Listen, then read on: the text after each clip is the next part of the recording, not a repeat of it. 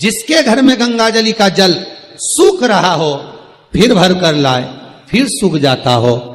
हमने पूरी झाला लगाकर पैक कर कर गंगाजली रखी थी, जल सूख गया तो उसका कारण क्या होता है, उसके लिए वर्णन किया गया। शिव महापुराण की कथा कहती है, लिंग पुराण कहती है, जब झारी जी में से गंगा का जल सूखा निकल जाए, आपने झारी जी खोली, गंगा का जल निकालना चाहा, पर गंगा का जल सूख गया, आपने बजा कर देखा इसमें पानी नहीं है, इसमें जल नहीं है, उसका क्या कारण होता है? गंगा का जल क्यों सूखता है? तुलसी का क्यारा क्यों सूखता है? किस लिए सूखता है?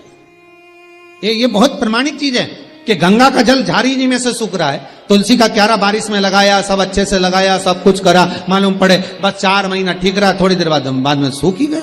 हम तो कहीं कितने तुलसी के क्यारे लगा दिए, फिर सूख जाए, बाद में फिर लगाओ, फिर सूख जाए, बार बार लगाया, मांग कर भी लगाया, लोगों से कहकर भी लगाया, पर तुलसी का क्यारा लगता ही नहीं है। हमने लगा कर देखा, सूख जाता है, बड़ी आफत, कहीं दूसरे के यहां से लेकर आओ, फिर लगाओ, फिर सूख जाए। कारण क्या है? क्या कारण?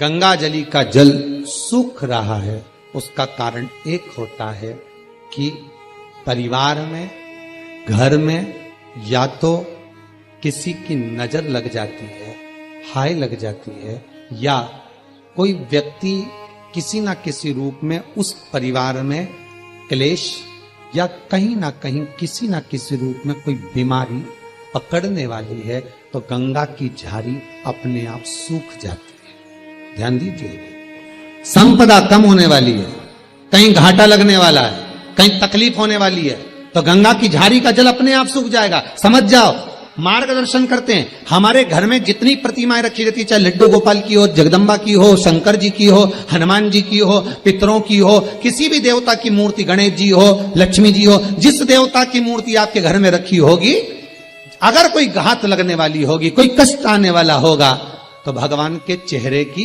रौनक रंगत चली जाती, भगवान का चेहरा भी उतर जाता।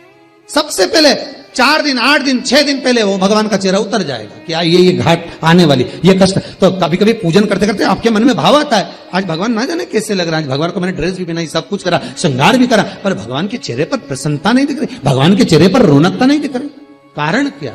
समझ जाओ, फिर सतर्क हो जाओ, भगवान से प्रार्थना करो, बाबा आप ही को संभालना है। गंगा मैया, आपने बता दिया कि घात आने वाली, आपने बता दिया कि कष्ट आने वाला है, पर संभालेगा कौन? गंगा मैया, आप स्वयं आओ, स्वयं संभालो। जिसने रास्ता बताया है उसी को पकड़ लो।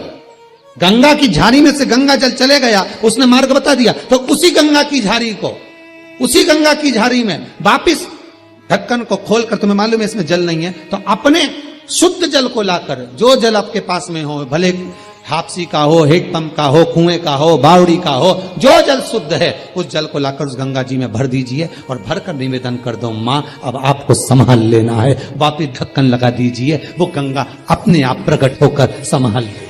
उसको खाली नहीं रखना, उसको खाली नहीं रखा जाता। उससे निवेदन कर कि मां आप, जब घर में परिवार में गंगा जली पूरा उत्सव मनाकर खोलते हो, तो गंगा जली की जो झारी होती है, वो झारी का गंगा जल जब निकल जाता है, तो झारी को अपने घर की बहन बेटी को दे देना चाहिए। घर में खाली झारी नहीं रखा, या तो उसमें जल भर कर रखो। गंगा जल की झारी खाली नहीं होना, उसमें या तो गंगा जल में और गंगा जल मिला दो, और जल मिला दो, दूसरा जल मिला दो, और उसको भरकर उसमें थोड़ी ना थोड़ी मात्रा जल की होना चाहिए। और अगर नहीं रख सकते तो वो अपनी बहन बेटी को दे दो। फिर बहन बेटी भले अपने घर में खाली भी रखेगी तो उसको दोष नहीं लगता। पर जिसने गंगा जली खोली है, जैसे तुमने गंगा जली खुलवाई, बड़े आराम से खुलवाई, ब्राह्मण का भोजन भी करा, यज्ञ भी करा, अनुष्ठान भी करा, और गंगा जली खोल भी ली, और खोलने के बाद गंगा जल सबको बांटा भी सरी, और वो गंगा जली जो खाली हो गई तुमने रख ली, तो वो दोष दे। हाँ, उसमें अगर जल भर कर रख लिया तो दोष नहीं देगी, उसमें थोड़ा सा गंगा जल बचा के रख लिया आपने, थोड़ा जल बचाया आपने, तो वो दोष नहीं देगी, वो आपको सुख प्रदान, वो आनंद दे। शास्त्र कह, भगवान शिव की कथा कह, गंगा जली सूखे तो समझ जाओ कोई कष्ट है। तुलसी का क्यारा, तुलसी का कुंडा, तुलसी का पौधा अगर सूख रहा है, बार बार लगाने के बाद भी सूख गया, पनपता ही नहीं है, कई बार प्रयास कर लिया, समझ लो कोई दोष, कोई दुख, कोई तकलीफ, कोई कष्ट सम्मुख आने वाला। उसको सतर्क रहे, कोई बीमारी कोई रोग घेरने वाला, उसे सतर्क करो।